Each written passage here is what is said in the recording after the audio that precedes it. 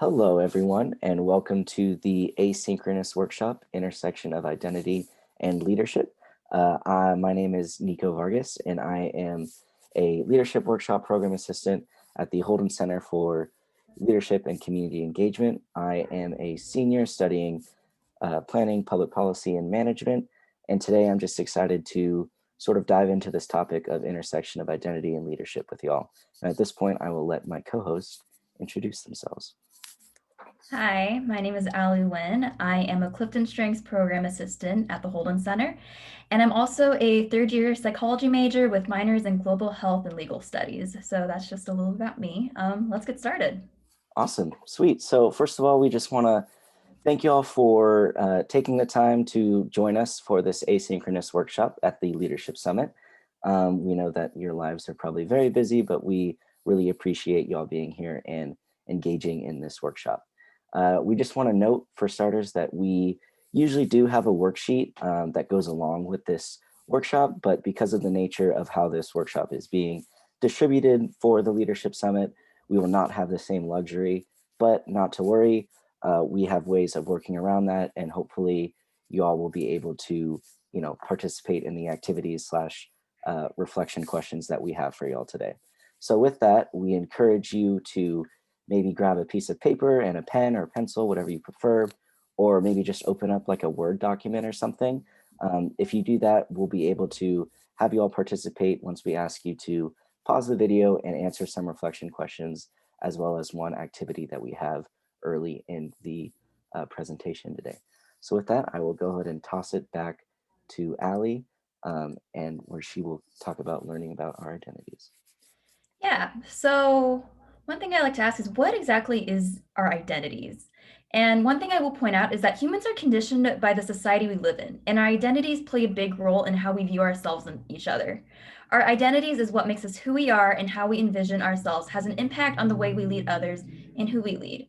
We all have identities, it's all very diverse, and it really makes up an individual and who they are. For example, if you look at the little chart to the right, these are just a few ideas of what ways one may identify as. For example, for me, age, I'm 21 years old. Gender, I am a female identifying student. Um, Nationality, I am an American. And race, I'm biracial. I'm half Vietnamese and half white, which is really cool. And in terms of occupation and education, I am an undergrad student who someday wants to pursue law school. So that's just a little bit of mine. And right now, I encourage you to ponder your own identities as we go to the next slide, which is the social identity wheel. So as I may have mentioned a few of my identities earlier, I can just put them in the specific little slots of the social identity wheel. And what I want you all to do is pretty much look at this wheel and maybe draw that little circle on your own piece of paper with the different little sections on it and analyze your own identities because we all have them, and maybe see how they intersect with each other. This is what we call intersectionality. Um, it is important to acknowledge that an individual's identity consists of multiple intersecting factors that contribute to the way we envision ourselves, therefore impacting the way we lead others and who we lead. So right now, I invite you to pause this video, maybe write down the social identity wheel and fill it out, and then take a look at the questions on in the middle of it. Think about the identities you think about most often, the ones you think about least often, ones you'd like to maybe learn more about, and identities that have the strongest effect on how you view yourself as a person. So yeah, if you want to pause that and then replay it when you're done, let us know.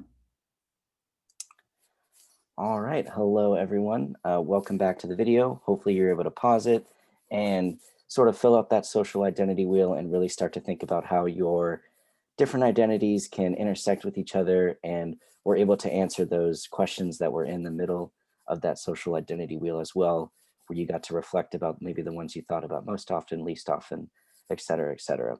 So with that, we are going to move on to the next portion of this workshop, which is talking about privilege and really thinking about how our privileges can show up within our own leadership practices and how we can be better aware of them. So we just want to say that everyone holds very different identities, and you all can very much see that as you filled out your social identity wheel with all these different unique sort of intersectionalities.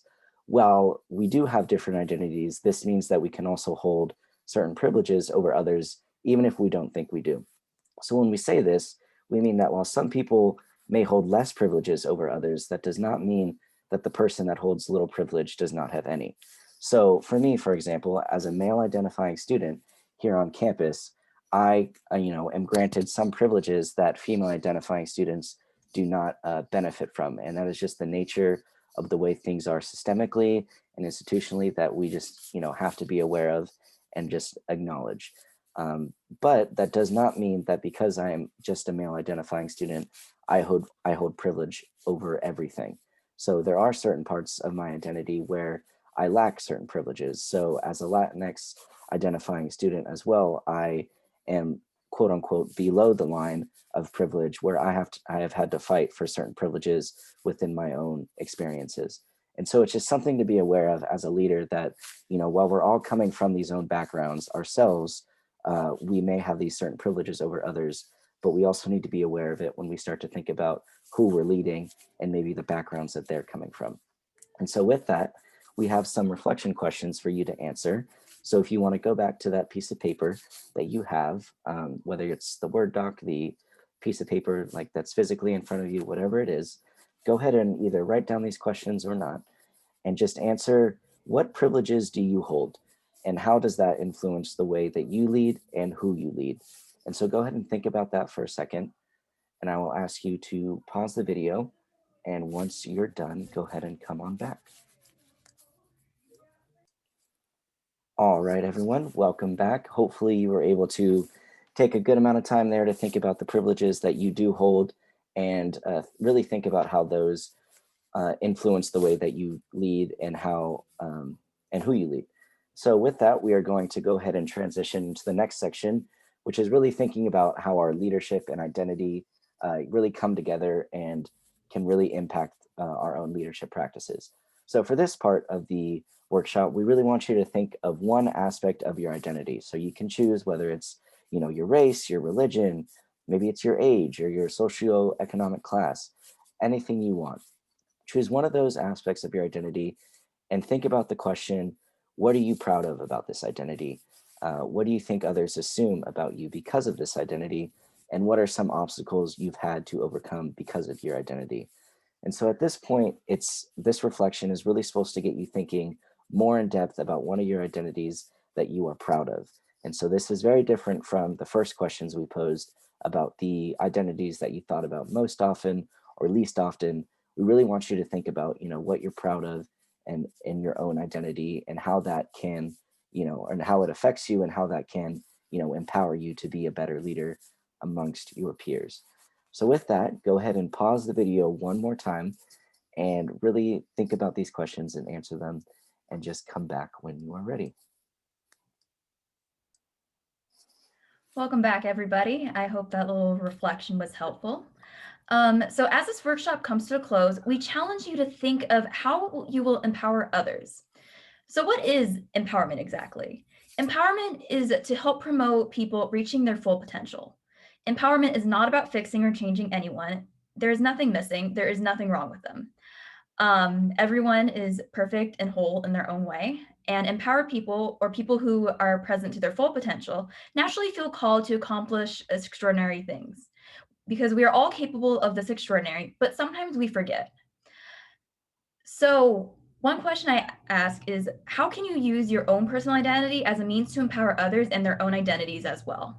As leaders, we are tasked with the opportunity to let others reach that full potential that we speak of. And in this case, we are hoping to extend this opportunity to things such as our identities. It's okay to be proud of our identities, and as leaders, it is our duty to help people feel comfortable in the environment we create, be proud of their own identities as well. So two questions that I have on this is, why empowerment? And how will you commit to empower others and yourself in a leadership context? One example I use for me is that I'm a CliftonStrengths Program Assistant. So my job at the Holden Center is to lead students in a discussion about their strengths as leaders after taking an assessment that pretty much hones in the 5 top strengths they have as leaders.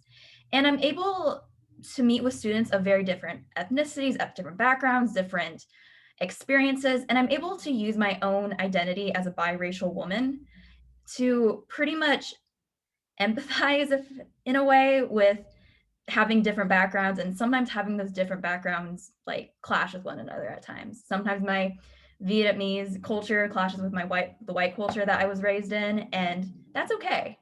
I think that has definitely taught me a lot and taught me how to work well with people of different experiences. So now I invite you to answer these 2 questions and pause the video and restart it whenever you're ready. All right, that brings us to the end of our intersectionality and identity workshop. Thank you all so much for being here. We know it's a weird and wonky time and it's an asynchronous workshop, so it might feel a little out of place, but thank you so much for coming. If you have any other questions, please feel free to reach out to us about this workshop, or if there's anything else you want to know about, feel free to visit our website too, holden.uoregon.edu.